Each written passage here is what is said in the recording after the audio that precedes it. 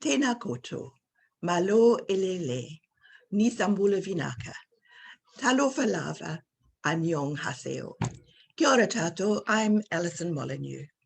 I live in Tōmarunui and I'm part of the Waikato-Waiariki Superintendency team.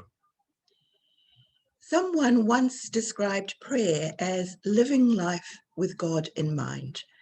And I like that idea, living out my day-to-day life, however it is, with God in mind. And I think our reading tonight from Exodus, "Take off your shoes, Moses, for you are standing on holy ground," speaks to that call to live life prayerfully. I want to begin, though, with the words of a song that my last congregation in Taupo introduced me to. It's called "Come As You Are" by Deirdre Brown. And I'm going to use the first verse as our invitation to prayer tonight. Come as you are, that's how I want you. Come as you are, feel quite at home. Close to my heart, loved and forgiven. Come as you are, why stand alone? And so we come together as we are, as our individual days have been, into the awareness of God, into the company of each other, and know we are not alone. Our reading for tonight is Exodus chapter 3, verses 1 to 5. Moses came to Horeb, the mountain of God.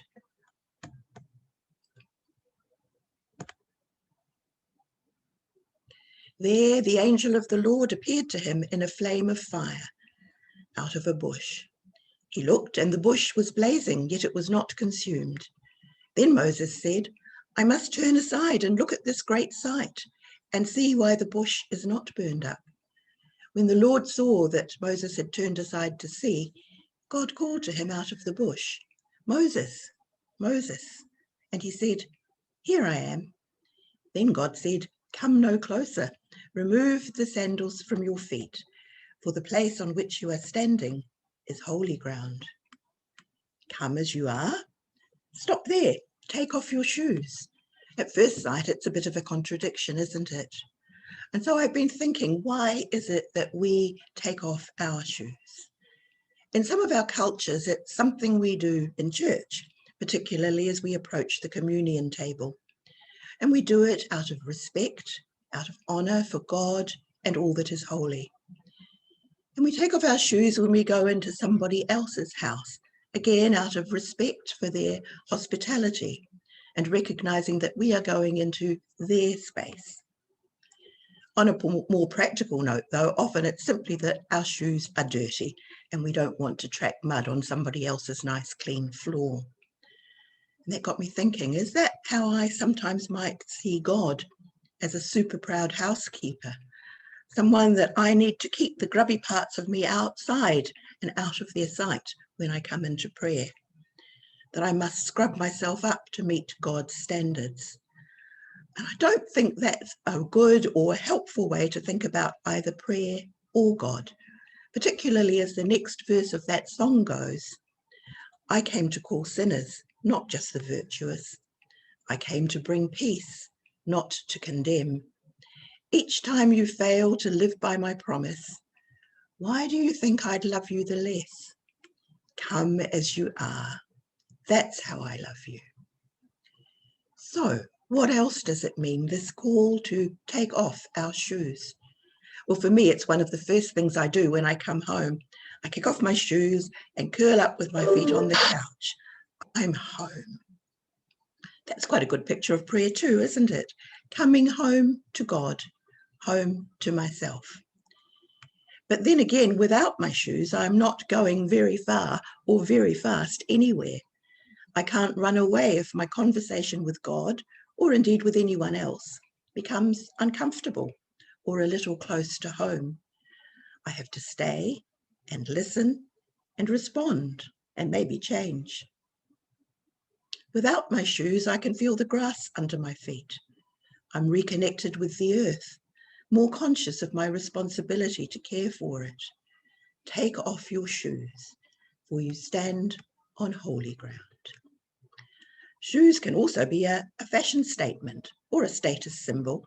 They identify me with this group of people and not those. When I take off my shoes, I stand, if only for a moment, with those who have no shoes.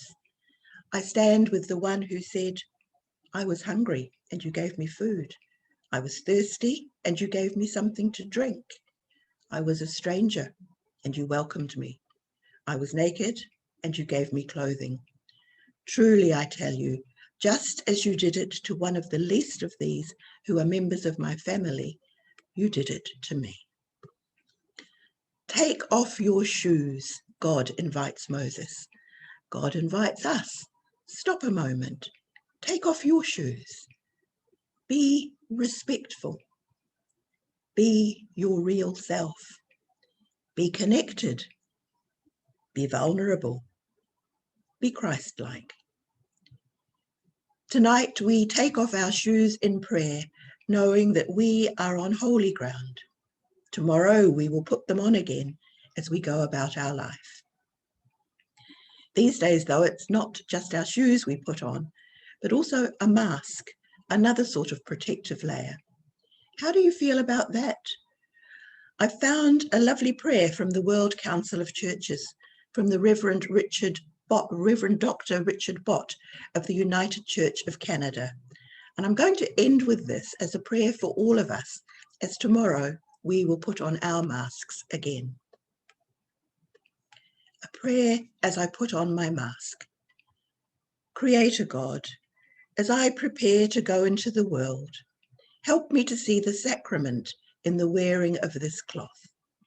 Let it be an outward sign of an inward grace, a tangible and visible way of living love for my neighbours as I love myself. Christ the Son, since my lips will be covered, uncover my heart, that people would see my smile in the crinkles around my eyes. Since my voice may be muffled, help me to speak clearly, not only with my words, but with my actions. Holy Spirit, as the elastic touches my ears, remind me to listen carefully and full of care to all those I meet. May this simple piece of cloth be shield and banner, and each breath that it holds be filled with your love. In your name and in that love, I pray. May it be so. May it be so for all of us. Go well. Good night.